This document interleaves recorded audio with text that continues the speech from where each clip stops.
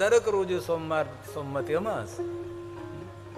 આજના દિવસે શિવાલય દર્શન કરવાનો બહુ જ મહિમા છે.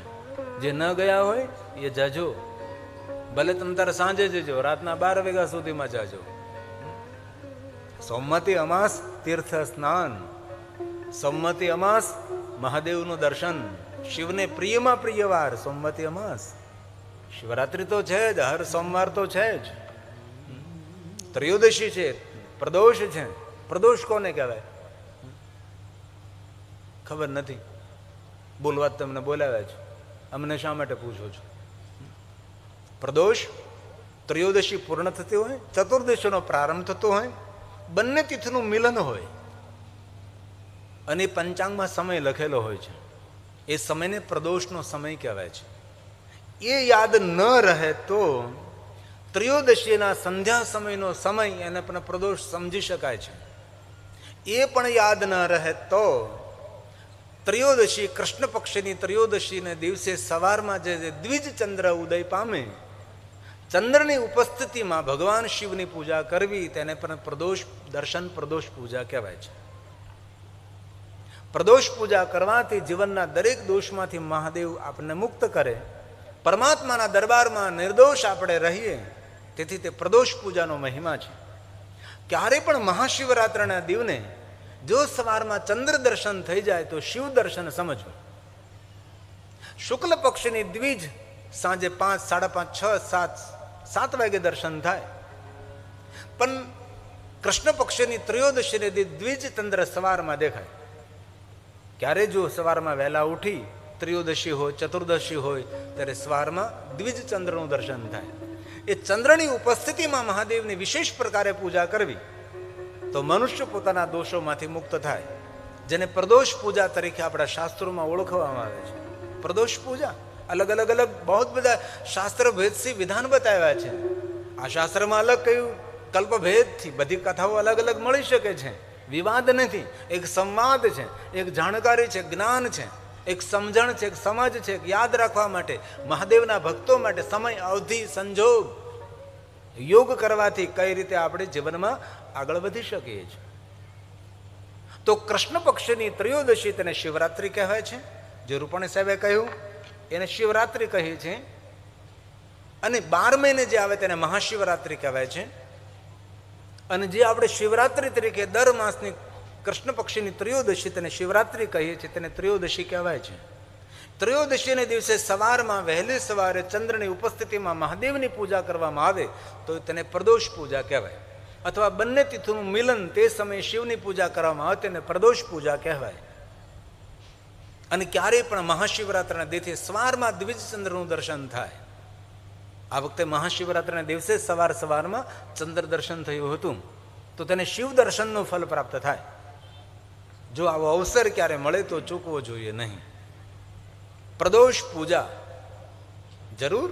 ત્રયોદશીના દિવસે સંધ્યા સમય પ્રદોષ પૂજા, બંને તિથિનું મિલન પ્રદોષ પૂજા. ત્રયોદશીના દિવસે પ્રાતકાલે ચંદ્રની ઉપસ્થિતિમાં શિવ પૂજા, એ પ્રદોષ પૂજા. પણ વિદ્વાન આચાર્યો એમ કહે છે કે પ્રદોષ પૂજા શ્રેષ્ઠ એને માનવી શિવાલયમાં જઈને જલ ચડાવવું, બિલ્વપત્ર ચડાવવા, પુષ્પ ચડાવવા, પંચામૃત, અન્ય સામગ્રીઓથી ભગવાન શિવની પૂજા કરવી. જરૂર એ ક્રિયા છે, પૂજા છે, તેનો વિરોધ નથી.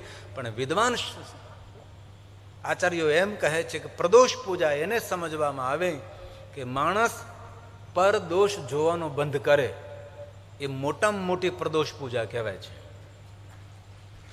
સમજાય તેને પ્રણામ.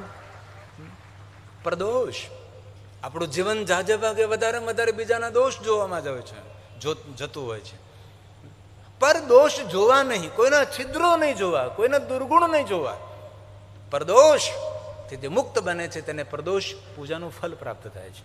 આ છે શાસ્ત્રીકૃત આચાર્યોનો બધું મત. તો પુષ્પદંત મહારાજે કહ્યું છે મધુસ્ફીતા વાચ પરમમૃતમ નિર્મિતવત તબ બ્રહ્મન કપય ગુરુ સુરગુર વિસ્મય પદમ. ભગવાન તમને વિસ્મિત કરવા નહીં, આનંદિત આહલાદિત તમને રાજી કરવા માટે નહીં, એટલા માટે હું આપનો મહિમા ગાઉં છું કે મને પુણ્ય મળે. 3 કલાક કથા એટલા માટે સાંભળું છું કે મને પુણ્ય મળે, મારું મંગલ થાય, મારું કલ્યાણ થાય. પોતાનો સ્વાર્થ ભગવાનની આગળ ખુલ્લો કર્યો છે. કેટલી સરળતા પુષ્પદંત મહારાજને. પુષ્પદંત મહારાજ મહાદેવના પરમ ભક્ત થયા છે, જે સુંદર સુંદર રંગબેરંગી પુષ્પોથી મહાદેવને શણગારતા હતા. ક્યારેક કાશીમાં જવાનું થાય ને તો આ પુષ્પદંતેશ્વર મહાદેવનું બહુ પ્રાચીન સ્વયંભૂ લિંગ સ્વરૂપ છે. ક્યારે તમે તાપીના તટે, મહારાષ્ટ્ર અને ગુજરાતની બોર્ડર છે, ત્યાં પ્રકાશા નગરી છે, જેનું નામ પ્રત્યક્ષ કાશી હતું, તાપીના તટે. અને શિવપુરાણનો મત છે, જ્યાં 100થી વધારે શિવલિંગો હોય તેને કાશીની ઉપાધિ આપી શકાય. 100થી વધારે જે નગરમાં શિવાલયો હોય એને કાશી કહી શકાય છે. તો તેનું નામ પ્રકાશા, પ્રત્યક્ષ કાશી. ત્યાં પણ પુષ્પદંત મહારાજે તપ કર્યું હતું. ત્યાં પણ પુષ્પદંતેશ્વર મહાદેવનું સુંદર સ્થાન છે. તો પોતાનો સ્વાર્થ જાહેર કહે છે, ભગવાન હું તમારો મહિમા તેટલા માટે ગાઉં છું, મારી વાણી એટલા માટે ભગવાન મહાદેવ તમારા ગુણગાન કરે છે કે મને પુણ્ય મળે, મારું મંગલ થાય. મમ ત્રેતાણી ગુણકથન પુણે મને પુણ્ય મળે, મારું મંગલ થાય. પુનામીત્યર્થેસ્મિન પુરમથન બુદ્ધિ વ્યવસિતા. મારી બુદ્ધિને વ્યવસ્થિત તમારા ચરણોમાં સમર્પિત કરીને મહિમા ગાઉં છું. પુરમથન બુદ્ધિ વ્યવસિતા. પુરમથન મહાદેવનું નામ છે પુરમથન. શંકરજીના એક એક નામ પાછળ કોઈ ને કોઈ કથા જોડાયેલી. પુરમથન. તારકાસુરના 3 પુત્રો હતા, વિદ્યુમાલી, કમલાક્ષ અને તારકાક્ષ. તારકાસુરને તો કાર્તિક સ્વામી તેનો અંત કર્યો. આકાશે તારક લિંગમ. કે તારકાસુરે બ્રહ્માજી પાસેથી વરદાન મેળવ્યું હતું કે શિવના પુત્ર દ્વારા મારું મૃત્યુ થાય. કારણ કે તારકાસુર જાણતો હતો કે સતીએ પોતાના દેહનો ત્યાગ કર્યો છે. હવે શિવજી તો સમાધિ સ્થિતિમાં છે, મહાદેવ બીજા લગ્ન કરે નહીં, તેમને પુત્ર જન્મે નહીં અને મારું મૃત્યુ ન થાય. તેથી આવા મૃત્યુનું કારણ માગનારો તારકાસુર હતો. મૃત્યુનો ભય જતો રહ્યો એટલે તારકાસુર દેવતાઓને દુઃખ આપવા લાગ્યો, ઋષિમુનિઓને હત્યા કરવા લાગ્યો. મૃત્યુનો ભય નથી. સર્વ દેવતાઓ સ્વર્ગમાંથી પહાડોમાં જતા રહ્યા અને પહાડોની ગુફામાં રહેવા લાગ્યા છે. ઇન્દ્રને પણ ઇન્દ્રપુરી ખાલી કરાવી, હાહાકાર મચાવી દીધો. તારકાસુરનો ત્રાસ વધવા લાગ્યો છે. દેવતાઓ જાણે છે કે તારકાસુરનો અંત ત્યારે જ આવે કે શંકર ભગવાન દ્વારા પુત્ર જન્મે. હવે શંકર ભગવાન તો સમાધિમાં સ્થિત છે. હવે મહાદેવને કોણ જગાડે? શિવજીના વિવાહ કોની સાથે કરાવીએ? દેવતાઓ બધે ગુપ્ત રીતે મંત્રણા કરે છે, ગુપ્ત મિટિંગો કરે છે, જાહેર નહીં, કારણ કે તારકાસુરને ખબર પડી જાય. અંતે સર્વ દેવતાઓ નિર્ણય લીધો કે આપણે હિમાલય પુત્રી પાર્વતી નારદના માર્ગદર્શન અનુસાર શિવ ભક્તિ કરે છે. અને પાર્વતીને મહાદેવની ભક્તિનું માર્ગદર્શન કરનારા નારદજી છે. અને દક્ષની પુત્રી તરીકે માં જગદંબા સતી રૂપે પ્રગટ થયા હતા ત્યારે તે સ્વયંભૂ મહાદેવના ભક્ત હતા. દક્ષપુત્રી સતીને કોઈ શિવ ભક્તિનું માર્ગદર્શન નથી કર્યું. એ તો સ્વયંભૂ મહાદેવની ભક્ત હતી અને સતીએ મહાદેવને અનહદ ભક્તિ કરી છે. જ્યારે સતીને શિવ મળ્યા છે, પણ સતીના થોડા સંશયશીલ, શંકાશીલ સ્વભાવને કારણે સતીની લીલા સમાપ્ત થઈ. હરિ ઉપર થોડોસો સંશય કર્યો અને લીલા ધીરે ધીરે સમાપ્ત થઈ. એ સતીનો બીજો જન્મ તેહી કારણે હિમગીરી ગુરુ જાય જન્મે પાર્વતી તનુપાઈ. અને હિમાલય પુત્રી પાર્વતીને મહાદેવની ભક્તિનું માર્ગદર્શન નારદજીએ કર્યું. અને હિમાલય પુત્રી પાર્વતીએ નિર્ણય લીધો, જન્મ કોટી લગી રગર અમારી બંધવું શંભુ નત રહું કુમારી. વિવાહ કરો તો મહાદેવને સાથે જ કરો. આવો દ્રઢ સંકલ્પ લઈને તપસ્યા કરી રહી છે. અને કથા જગ પ્રસિદ્ધ કથા છે. અને દેવતાઓના પ્રયાસ દ્વારા શિવજીના બીજા વિવાહ પાર્વતી સાથે થાય છે. અને પાર્વતી દ્વારા, શિવ દ્વારા ભગવાન કાર્તિકેયનું પ્રાગટ્ય થાય છે. અને ભગવાન કાર્તિકેય તારકાસુર સાથે યુદ્ધ કરે છે અને તારકાસુરનો અંત આવે છે. અને એ તારકાસુરે અંત સમયે મહાદેવનું સ્મરણ કર્યું હતું કે કે આ શિવપુત્ર હોય તો જ મારું મૃત્યુ નિશ્ચિંત છે. શિવને યાદ કરવા માત્રથી આકાશ તારકલિંગ અને તારકાસુરનું તેજ શિવને તેજ સાથે મિલન પામ્યું છે. એક પણ અસુરની એવી કથા નથી મને મળી કે અસુર 28 પ્રકારના નરકોમાં ગયો. અસુરો હતા પણ અંત સમયે કોઈને કોઈ તરીકે મહાદેવનું નામ લઈ લેતા હતા, શિવજીને યાદ કરી લેતા હતા. અસુરની સુર ગતિ થઈ છે. તારકાસુરની પણ પરમ ગતિ થઈ ને આકાશી તારક લિંગમ. આકાશે તારક લિંગમ પાતાલે હાટકેશ્વરમ લિંગોનો સેનાપતિ મૃત્યુલોકે મહાકાલાય મહાકાલમ ત્રિયલિંગ નમોસ્તુતે ત્રિયલિંગ નમોસ્તુતે. સર્વલિંગોને પ્રણામ છે. એ તારકાસુરના 3 પુત્રો વિદ્યુમાલી, કમલાક્ષ અને તારકાક્ષ.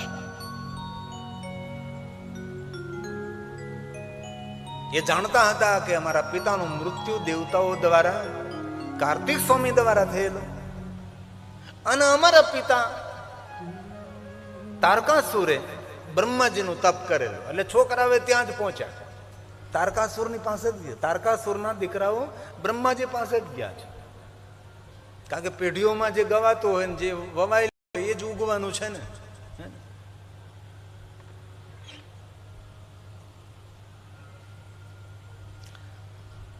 હમણાં મારે ગજેરા પરિવાર દ્વારા હરિદ્વારમાં શિવ મહાપણ કથાનું આયોજન થયેલું છે. રાજેન્દ્ર બાપુના માર્ગદર્શન નીચે આજે પૂજ્ય બાપુ શ્રી ઉપસ્થિત છે કથામાં. તો એ અલ્પેશ ગજેરા એ બધું કાર્યક્રમ આખી કથાનું સંચાલન કરે છે. તો મેં તેને પૂછ્યું કે આ શિવ કથા કરવાનું કારણ કયું? તો કે મારા દાદા મહાદેવના પરમ ભક્ત હતા અને મારી દાદીની ઈચ્છા છે. તરત મને વિચાર આવ્યો કે પેઢીઓમાં જે વવાણું હોય ને એ આજને તો કાલ ઉગે, એ પાકી વાત છે કે મહાદેવની કથા. અને આપણા વડવાઓને તમે ગહેરાઈથી જોવો તો બધા મહાદેવના જ ભક્ત હતા. એ તો પછી અલગ અલગ વિચારધારાઓ, અલગ અલગ માર્ગદર્શન, તેથી ઘણું બધું વચ્ચે થયું. પણ અત્યારે ગૌરવ છે કે 30 વર્ષ પહેલા શિવ કથા સાંભળવા નહીં મળતી હતી. આજે કોઈ પણ કથાકારને મળો તો એ કથાકાર શિવ કથા ગાતો તમને દેખાશે. શિવપુરાણ ગ્રંથને વર્ષો પછી લોકપ્રિયતા મળી છે. આજે 30 વર્ષ પહેલા જ્યારે હું કથા ક્ષેત્રમાં પ્રવેશ કર્યો ત્યારે લોકોને સમજાવતો કે આ કથા થાય એ તો 3 મહિના હોય ત્યારે થાય, આવો એક વહેમ હતો.